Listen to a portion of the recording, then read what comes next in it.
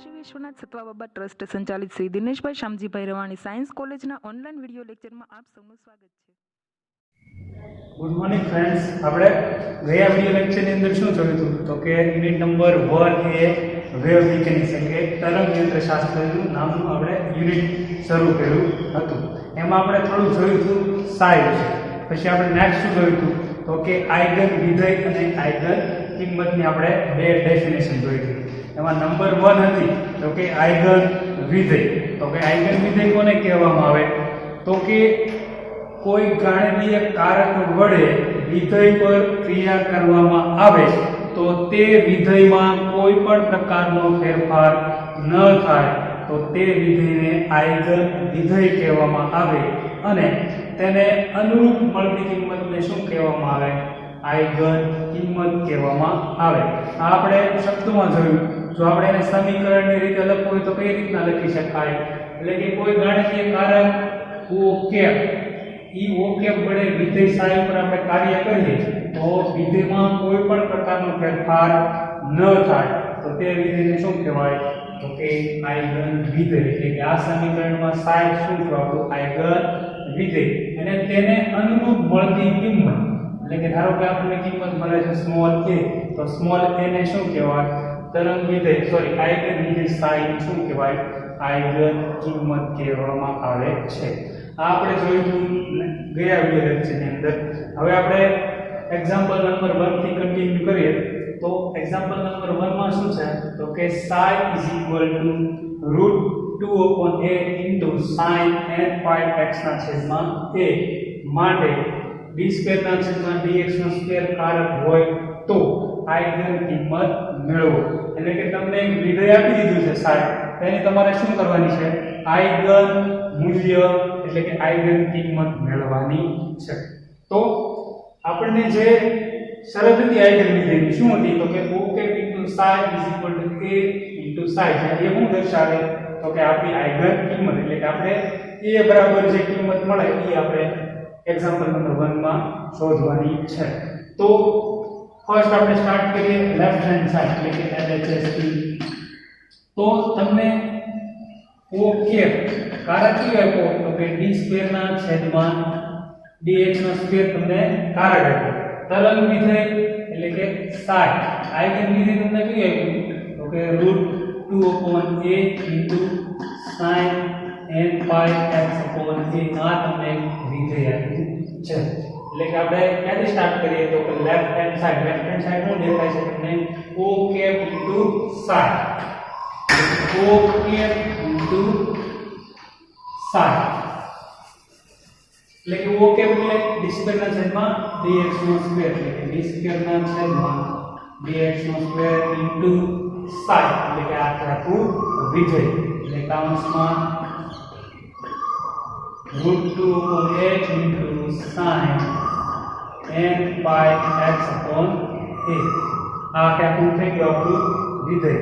હવે d² upon dx નો square છે એને આપણે બે પાર્ટ પાડીએ। કયા બે પાર્ટ?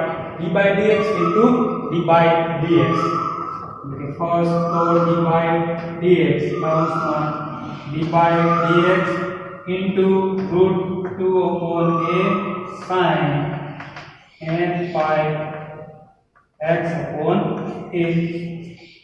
હવે d/dx શું છે? વિકલનનો કારક છે એટલે કે આ જે sin વિધેય છે તેને શું કરવાનું હોય? આપણે વિકલન કરવાનું હોય ને અચળ સંખ્યાઓ ક્યાં આવી જાય?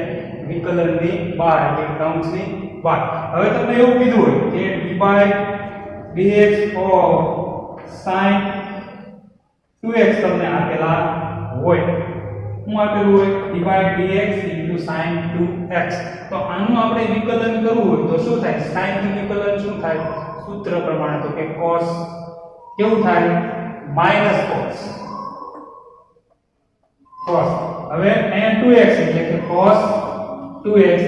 હવે ઇન્ટુ પાછું 2x ચલ છે માં આપણે x એટલે 2x નું પાછું શું કરવાનું? ફરીથી વિકલન એટલે કે 2x નું વિકલન શું થાય તો કે 2 એટલે કે d/dx of sin 2x નું આખાનું વિકલન શું થાય તો કે -2 cos 2x 2x નું વિકલન પાછું 2 આગળ આપણે વિકલન કરવાનું। આ નિયમ છે એ આપણે અહીંયા ઉપર લાગુ પાડવાનો. એટલે એ શું થાય તો કે d/dx √2/a as it is. હવે sin નું વિકલન શું તો કે cos n pi x upon a પણ કેવું માઈનસ એટલે માઈનસ આપણે આગળ લખીએ. હવે પાછું n pi x upon a નું શું કરવાનું ફરીથી વિકલન એનું વિકલન શું થાય કે n pi upon a આ વિકલન થાય. હવે શું કરીએ પદની આપણે ગોઠવણી કરી દઈએ. તો અહીંયા તમને શું દેખાય n pi upon a એને ક્યાં લઈએ આપણે આગળ લઈ લઈએ એટલે કે is equal to d/dx minus √2/a into n pi upon a into cos n pi x upon a. હવે ફરી વખત પાછું આ d/dx તમને દેખાય છે એટલે શું કરવાનું cos નું એક વખત પાછું વિકલન કરવાનું એટલે કે cos નું વિકલન શું થાય તો કે sin નું વિકલન cos તો cos નું વિકલન શું થાય તો કે sin એટલે કે માઈનસ ના minus √2/a into n pi upon a cos નું વિકલન શું તો કે sin n pi x upon a પાછું ફરીથી કોનું વિકલન કરવાનું n pi x upon a નું શું કરવાનું વિકલન એનું શું થાય n pi upon a. હવે n pi upon a into n pi upon a એટલે એનું શું થઈ જાય વર્ગ એટલે કે minus n square pi square ના છેદમાં a નો square into √2/a into sin n pi x upon a. હવે √2/a into sin n pi x ના છેદમાં a હોય તેના બરાબર આપણે શું લખી શકીએ તો કે વિધેય sin એટલે કે minus n square pi square ના છેદમાં a સ્ક્વેર into sin એના બરાબર તમે શું લખી શકો તો કે RHS એટલે કે રાઈટ હેન્ડ સાઈડ. હવે આમાં આ શું દર્શાવે minus n square pi square ના છેદમાં a સ્ક્વેર એવું સાબરી આઈગન કિંમત શું દર્શાવે આઈગન કિંમત દર્શાવે કોની તો કે આઈગન વિધેય psi √2/a હતું into sin n pi x ના છેદમાં a એ આઈગન કિંમત શું મળી તો કે minus n square pi square ના છેદમાં a સ્ક્વેર આની આઈગન કિંમત મળી. હવે આપણે નેક્સ્ટ એક્ઝામ્પલ નંબર 2 જોઈએ. હવે આપણે એક્ઝામ્પલ નંબર 2 એટલે કે a લંબાઈ વાળી એક પરિમાણીય પેટીમાં m દ્રવ્યમાન ધરાવતા કણ માટે શ્રોડિંજર સમીકરણનો ઉકેલ આપતું તરંગ વિધેય psi એટલે કે √2/a into sin n pi x upon a હોય તો શક્તિની ગણતરી કરો. એટલે કે આપણે કોઈ પણ પ્રણાલી હોય એટલે કે ઈ પ્રણાલી માટે શ્રોડિંજરનો ઉકેલ આપતું તરંગ વિધેય psi √2/a into sin n pi x upon a હોય તો આપણે પ્રણાલીની કુલ શક્તિ E ની ગણતરી કરવાની છે. હવે E ની ગણતરી આપણને મળે ક્યાંથી તો કે આપણે આ આઈગન વિધેય અહીંયા ડેફિનેશન જોઈ હતી ત્યાં આપણે એક્ઝામ્પલ જોયું તો કે s psi E psi આપણે એક્ઝામ્પલ જોયું હતું. એમાં s શું દર્શાવે તો કે આપણો હેમિલ્ટોનિયન કારણ psi શું તો કે આઈગન વિધેય E તો કે પ્રણાલીની કુલ શક્તિ અને psi આઈગન વિધેય. તો આ કન્ડિશનનો આપણે ઉપયોગ કરી શું મેળવવું છે શક્તિ E ની ગણતરી કરવાની છે. હવે તમને હેમિલ્ટોનિયન ઓપરેટર છે એનું સૂત્ર તમને ખબર હોવી જોઈએ. એનું સૂત્ર શું થાય તો કે h² = -h² ના છેદમાં 8 pi square m into d² ના છેદમાં dx² + v. હવે કણ છે દ્રવ્યમાન કેટલું તો કે સ્મોલ m. કણ ક્યાં ગતિ કરે છે તો કે એક પરિમાણીય પેટીમાં ગતિ કરે છે. એટલે કે v શું થાય તો કે 0. તો આપણને f ઓપરેટર કેવો મળે કે h² h નો સ્ક્વેર ના છેદમાં 8π² m ઇન્ટુ d સ્ક્વેર ના છેદમાં dx નો સ્ક્વેર. v 0 એટલે કે 0. આ શું મળ્યું આપણને h² મળ્યું. હવે આ h એટલે કે હેમિલ્ટોનિયન ઓપરેટર છે એનો ઉપયોગ ક્યાં કરવાનો તો કે અહીંયા કરવાનો. એટલે કે આપણે લેફ્ટ હેન્ડ સાઈડ થી શરૂ કરીએ એટલે કે LHS. તો અહીંયા શું છે h psi into sorry h² into psi.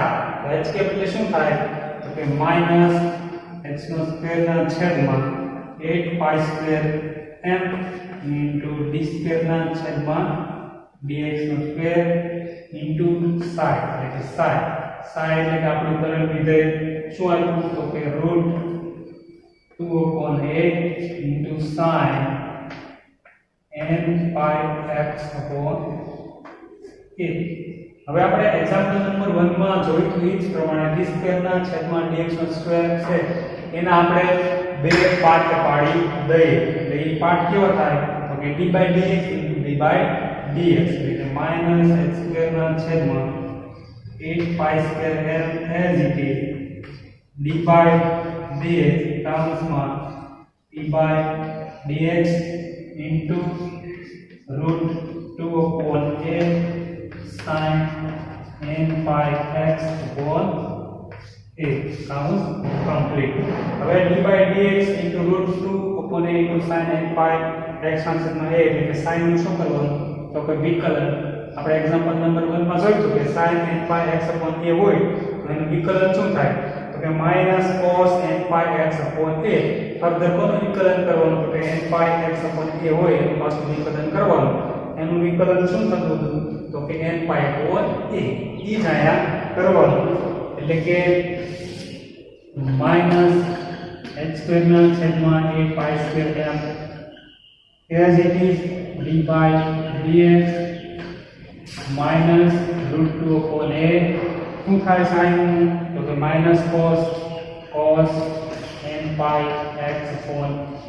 nπx નું શું થાય nπ/cos a. હવે પદની શું કરવાની ગોઠવણી કરી દેવાની.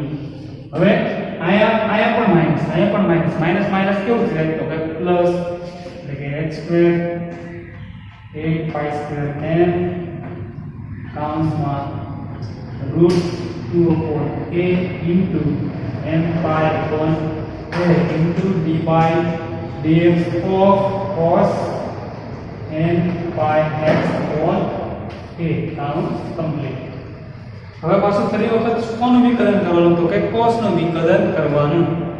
એટલે કે h²/8π² m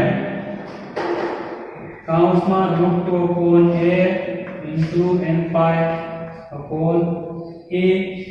d/dx of cos nπx/a છે એનું વિકલન શું થાય તો કે sin nπx/a nπx/a નું ફર્ધર nπ/a counts complete.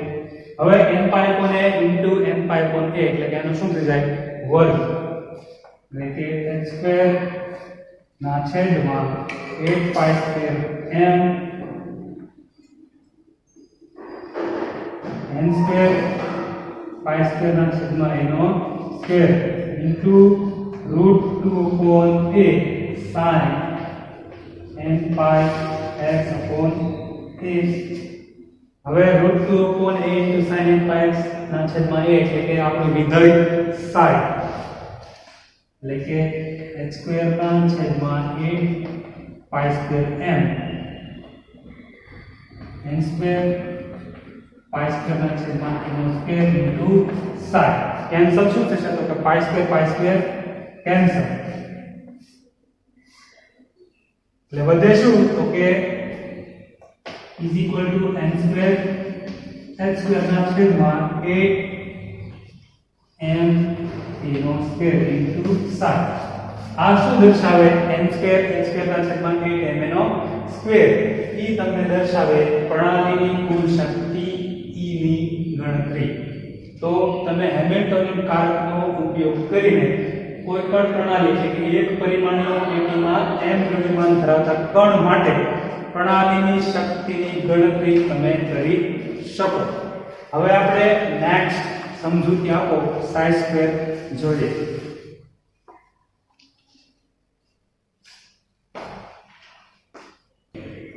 સમજૂતી આપો સાઈ સ્ક્વેર. હવે આપણે યુનિટના સ્ટાર્ટિંગમાં આપણે થોડી સાઈ વિશે આપણે માહિતી જોઈ ગયા હતા. એટલે કે આપણે સાઈ વિશેની સમજૂતી હું મેળવી લીધી હતી. હવે આપણે જોવાનું છે સાઈ સ્ક્વેર. હવે સાઈ સ્ક્વેર છે શું? તો કે ભૌતિક રીતે માપી શકાય તેવી લાક્ષણિકતા અને ગુણધર્મો છે એ સાઈ સ્ક્વેર સાથે શું હોય? તો કે સંકળાયેલા હોય. લાક્ષણિક અને ભૌતિક ગુણધર્મો કોની સાથે સંકળાયેલા હોય? તો કે સાઈ સ્ક્વેર સાથે સંકળાયેલા હોય. હવે હાઇઝનબર્ગ અનિશ્ચિતતાનો સિદ્ધાંત શું કહે છે? તો કે કોઈ પણ ગતિશીલ કણ એટલે કે સૂક્ષ્મ ઇલેક્ટ્રોન કણ કે જેનું સ્થાન અને વેગમાન બંને એક સાથે માપી શકાતા નથી ત્યારે એ સમયે શું કરવામાં આવે? તો કે ચોક્કસ વિસ્તારમાં તે કણ અથવા તે ઇલેક્ટ્રોનનું સ્થાન દર્શાવવામાં આવે છે. એટલે કે ચોક્કસ વિસ્તારમાં ઇલેક્ટ્રોન મળવાની સંભાવના કેવી થાય? મહત્તમ થાય. એટલે કે સાઈ સ્ક્વેર શું દર્શાવે? તો કે ઇલેક્ટ્રોન મળવાની સંભાવના કેવી દર્શાવે? મહત્તમ દર્શાવે. એટલે કે સાઈ સ્ક્વેર કેવું છે? તો કે સંભાવના વિધેય છે. સંભાવના વિધેય. સાઈ સ્ક્વેર શું દર્શાવે? કે કોઈ પણ ચોક્કસ વિસ્તારમાં કે ચોક્કસ કદમાં ઇલેક્ટ્રોન મળી આવવાની સંભાવના કેવી થાય? તો કે મહત્તમ થાય. કોના દ્વારા દર્શાવી શકાય? તો કે સાઈ સ્ક્વેર દ્વારા દર્શાવી શકાય. હવે ઇલેક્ટ્રોન મળવાની સંભાવના એની માટેની શરત શું? તો કે સંકલન mode Sai square del t = 1. જો આ શરતનું પાલન થાય તો ચોક્કસ કદ અને ચોક્કસ વિસ્તારમાં ઇલેક્ટ્રોન મળી આવવાની સંભાવના કેવી થાય? તો કે મહત્તમ થાય. કોના દ્વારા ઇલેક્ટ્રોન મળી આવવાની સંભાવના દર્શાવી શકાય? તો કે તરંગ વિધેય સાઈ સ્ક્વેર દ્વારા દર્શાવી શકાય.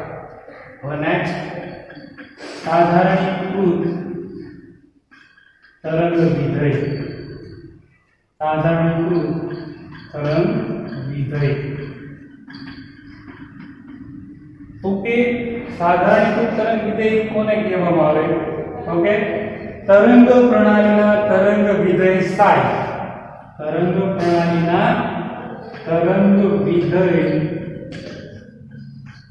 સાઈ દ્વારા ચોક્કસ કદમાં ઇલેક્ટ્રોન મળી આવવાની સંભાવના મહત્તમ થતી હોય તો તેવા તરંગ વિધેય સાઈને કેવું કહેવાય? સાધારણીકૃત તરંગ વિધેય કહેવામાં આવે છે. સાધારણીકૃત તરંગ વિધેય હોવા માટેની શરત કઈ?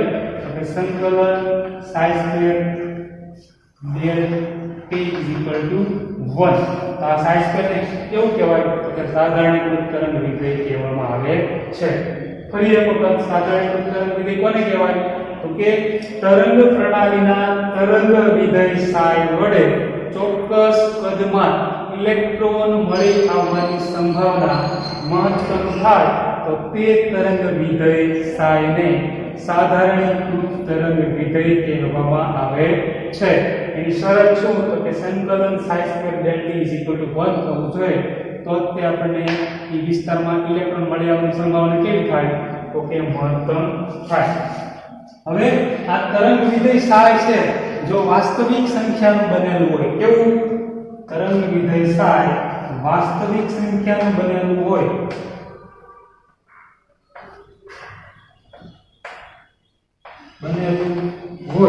તો આપણે એની માટેની સંભાવના શોધવી હોય તો એનો વર્ગ તમે કરો તો તમને સંભાવના વિધેય મળે. જો તરંગ વિધેય સાઈ કેવું હોય? વાસ્તવિક સંખ્યાનું બનેલું હોય તો તમે એનો વર્ગ કરો તો તમને સંભાવના વિધેય મળે એટલે કે સાઈ સ્ક્વેર મળે. જો તરંગ વિધેય સાઈ છે ઈ સંકર સંખ્યાનું બનેલું. કેવું? તરંગ વિધેય સાઈ સંકર સંખ્યાનું બનેલું હોય તો તો આપણને સંભાવના મળી હોય તો સંભાવના કોના દ્વારા મળે તો કે એના અનુબદ્ધ વડે ગુણવામાં આવે તો તમને શું મળે સંભાવના મળે એટલે કે તેની અનુબદ્ધ વડે ગુણો અનુબદ્ધ એટલે કેવી થાય આ સાય છે એ તરંગ વિધેય છે એ પણ કેવું છે સાય સંકર સંખ્યા ધરાવે છે કેવી સંકર સંખ્યા હવે આપણે સંભાવના મેળવી છે વાસ્તવિક સંખ્યાનો બનેલો ઉપયોગ એટલે કે એનો વર્ગ કરો તો તમને સંભાવના મળતી પરંતુ જ્યાં તરંગ વિધેય સાય છે કેવું છે સંકર સંખ્યા છે અને આપણે સંભાવના મેળવી હોય તો તેનો વર્ગ કરવાને બદલે શું કરવામાં આવે તો કે તેની અનુબદ્ધ વડે ગુણો એટલે કે સાય સ્ટાર્ટ થઈ ગઈ તરંગ વિધેય સાયની અનુબદ્ધ થઈ ગઈ તેની અનુબદ્ધ વડે ગુણો તો તમને શું મળે સંભાવના મળે એટલે કે શું મળે સંકલન psi into psi star del t equal to 1 જ્યાં psi star શું દર્શાવે તરંગ વિધેય psi ની અનુબદ્ધ દર્શાવે આપણે એક ઉદાહરણ લઈએ ધારો કે psi is equal to a plus ib છે જ્યાં એ શું દર્શાવે તો કે સંકર સંખ્યા હવે psi star એટલે કે એની અનુબદ્ધ તો psi star ની અનુબદ્ધ કઈ થાય okay psi star is equal to a minus ib આની શું થઈ ગઈ એની અનુબદ્ધ થઈ ગઈ હવે આયા છે psi into psi star એટલે આ બંનેનો શું કરવો પડે ગુણાકાર એટલે કે psi into psi star એટલે કે a plus ib a minus ib જ્યાં I is equal to શું થાય જ્યાં I is equal to under root minus 1 થાય એટલે કે આ બરાબર આપણે શું લખી શકીએ a square plus b નો સ્ક્વેર લખી એવું શકાય કે a square minus b નો સ્ક્વેર પરંતુ I square એટલે શું થઈ જાય -1 એટલે કે માઈનસ માઈનસ કેવું થઈ જાય ઓલરેડી પ્લસ જ્યાં a square plus b square શું દર્શાવે છે તો કે વાસ્તવિક સંખ્યા દર્શાવે છે એનો વર્ગ કરો એટલે કે તમને શું મળે સંભાવના મળી જાય હવે ક્યારેક એવું બને કે તરંગ વિધેય psi છે એ સાધારણીકૃત તરંગ વિધેય psi હોય નહીં ત્યારે સાધારણીકૃત ન હોય ત્યારે શું કરવામાં આવે તો તે તરંગ વિધેયને કોઈ પણ અચળાંક n વડે ગુણવામાં આવે એટલે કે અચળાંક n વડે ગુણવામાં આવે એટલે કે એને તમે n વડે ગુણો એટલે કે આપણને શું મળે સંભાવના મળી જાય એટલે આપણે n નું મૂલ્ય ક્યાંથી મળશે તો કે આ બધી આપણે શરતો જોઈ e ઉપરથી કે આપણને n નું મૂલ્ય મળી જાય આ થઈ બધી સાધારણીકૃત તરંગ વિધેયની સમજૂતી જો ફરી એક વખત સાધારણીકૃત તરંગ વિધેય કોને કહેવાય તો કે તરંગ પ્રણાલીના તરંગ વિધેય psi વડે ચોક્કસ કદમાં ઇલેક્ટ્રોન મળી આવવાની સંભાવના કેવી થાય તો કે મહત્તમ થાય તો તે તરંગ વિધેય psi ને શું કહેવામાં આવે સાધારણીકૃત તરંગ વિધેય કહેવામાં આવે હવે નેક્સ્ટ આપણે જોઈએ ઓર્થોગોનલ તરંગ વિધેય ઓર્થોગોનલ તરંગ વિધેય આપણે સાધારણીકૃત તરંગ વિધેય જોયું કે એની શરત શું હતી તો કે સંકલન psi square d t is equal to 1 સાધારણીકૃત તરંગ વિધેય તો e શું દર્શાવતું હતું તો કે ચોક્કસ કદમાં કોઈ પણ કણ એટલે કે ઇલેક્ટ્રોન મળી આવવાની સંભાવના કેવી દર્શાવતું હતું એકમ એટલે કે મહત્તમ દર્શાવતું હતું હવે આપણે એના ઉપરથી ઓર્થોગોનલ તરંગ વિધેય જોવાનું છે તો આપણે સમજીએ ધારો કે કેન્દ્ર અને આ ઇલેક્ટ્રોન છે એ કેન્દ્રની આજુબાજુ શું કરે છે તરંગ પ્રમાણે ગતિ કરે છે એટલે કે તરંગ પ્રમાણે ગતિ કરે એટલે કે આ સ્થિતિ છે એને આપણે બે જુદા જુદા તરંગ વિધેય લઈએ એક જ સ્થિતિના બે તરંગ વિધેય psi a અને psi b લઈએ અથવા એટલો જે વિસ્તાર છે એમાં આ ઇલેક્ટ્રોન તરંગ સ્વરૂપે ગતિ કરે છે એટલે કે એક તો એક જ સ્થિતિના બે તરંગ વિધેય psi a અને psi b અથવા જુદી જુદી સ્થિતિના બે તરંગ વિધેય psi a અને psi b લઈએ તો એટલા કદમાં ઇલેક્ટ્રોન મળી આવવાની સંભાવના કેવી થાય તો કે શૂન્ય થાય તો તરંગ વિધેય psi a અને psi b ને શું કહેવામાં આવે ઓર્થોગોનલ તરંગ વિધેય કહેવામાં આવે એટલે કે એની શરત શું થાય સંકલન psi a into psi b is equal to 0 થાય તો તરંગ વિધેય psi a અને psi b ને શું કહેવામાં આવે? ઓર્થોગોનલ તરંગ વિધેય કહેવામાં આવે. ફરી એક વખત કે એક જ સ્થિતિના બે ભિન્ન તરંગો psi a અને psi b અથવા જુદી જુદી સ્થિતિના બે ભિન્ન તરંગો psi a અને psi b ચોક્કસ કદમાં ઇલેક્ટ્રોન મળી આવવાની સંભાવના કેવી થાય?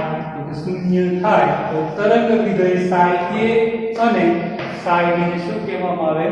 ઓર્થોગોનલ તરંગ વિધેય કહેવામાં આવે. સાધારણીકૃત તરંગ વિધેય શું દર્શાવે? તો કે ઇલેક્ટ્રોન મળી આવવાની સંભાવના મહત્તમ દર્શાવે. જ્યારે ઓર્થોગોનલ તરંગ વિધેય શું દર્શાવે? ઇલેક્ટ્રોન મળી આવવાની સંભાવના ચોક્કસ વિસ્તારમાં શું દર્શાવે? શૂન્ય દર્શાવે.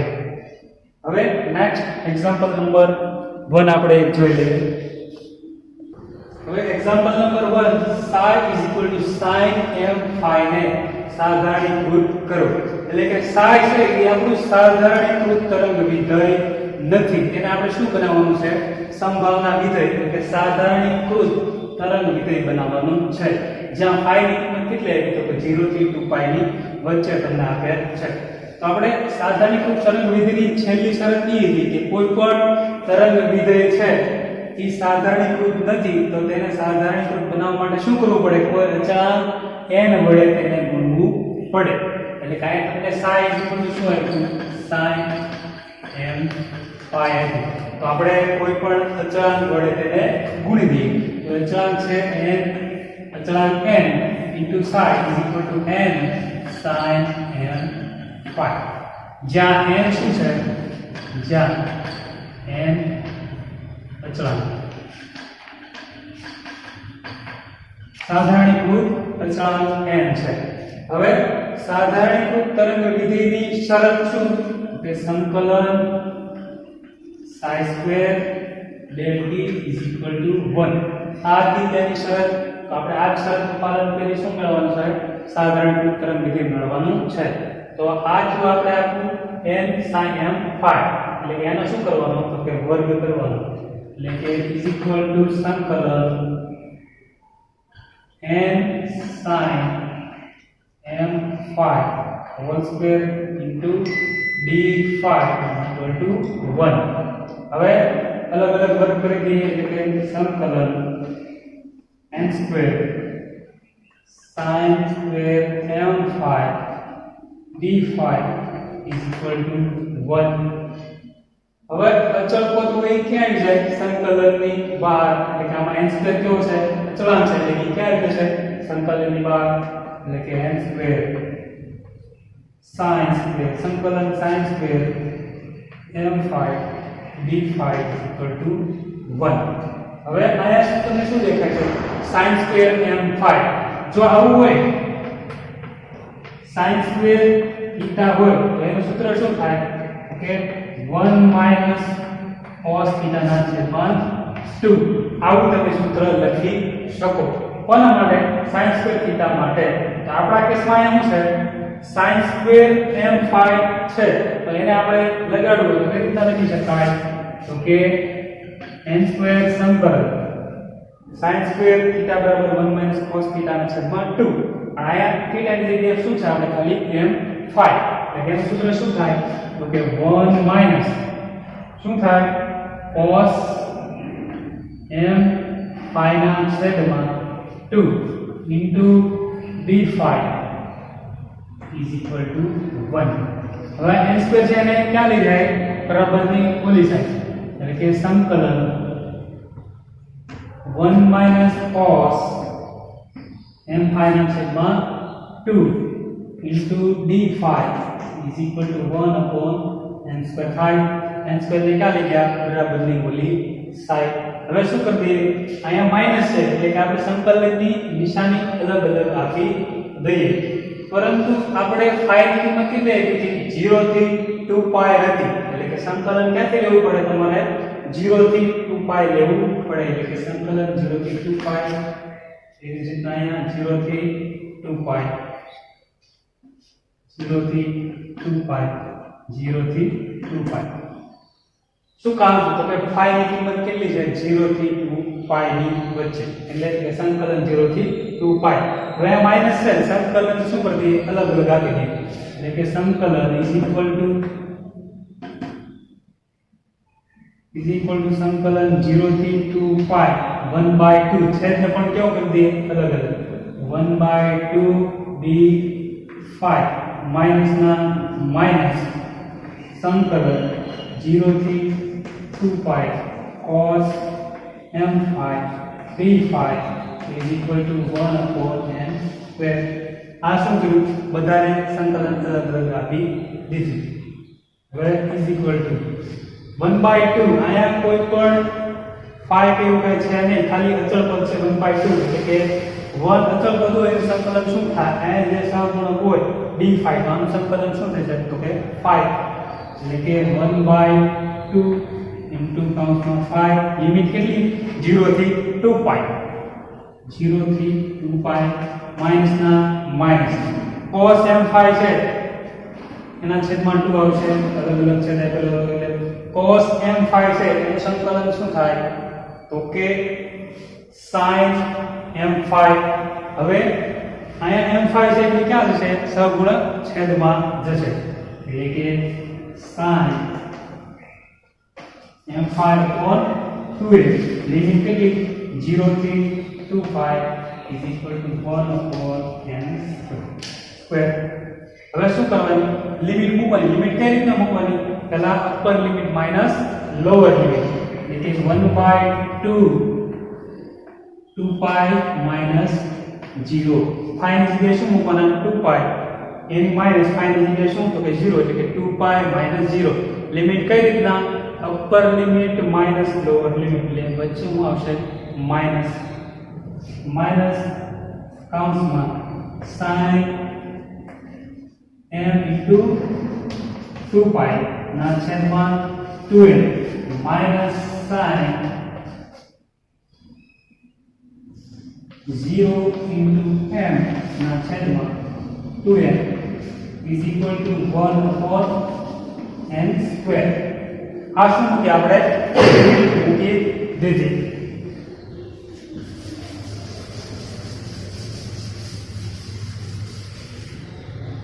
હવે 2 પાઈ માઈનસ 0 એટલે કે ઓલરેડી 2 પાઈ એટલે કે 2 પાઈ ના છેદમાં કેટલા થાય 2 માઈનસ sin 2 પાઈ ની કિંમત કેવી તો કે 0 0 ના છેદમાં 2m માઈનસ sin 0 ની કિંમત 0 0 upon 2m is equal to 1 upon n square. હવે 2 2 કેવા થાય તો કે કેન્સલ. અહીંયા 0 ના છેદમાં 2 0 ના છેદમાં 2 એટલે કે ઈ કેવું થઈ ગયું 0 એટલે કે શું મળે તમને pi is equal to 1 upon n square મળે. હવે n square ના સૂત્રનો કરતા બનાવો એટલે n square is equal to 1 upon root 1 upon 5 એટલે n is equal to શું મળે 1 upon root 5 તમને મળે. આ અચળાંક વડે તેની સાઈડ ગુણી દો એટલે તમને શું મળે સ્થાનાંતરિત તરંગી તમને મળે. હવે આની પછી નેક્સ્ટ આવે સ્ક્રોડિંગરનું સમીકરણ કાઢો એ આપણે જોઈશું નેક્સ્ટ વિડિયો લેક્ચરની અંદર. Thank you.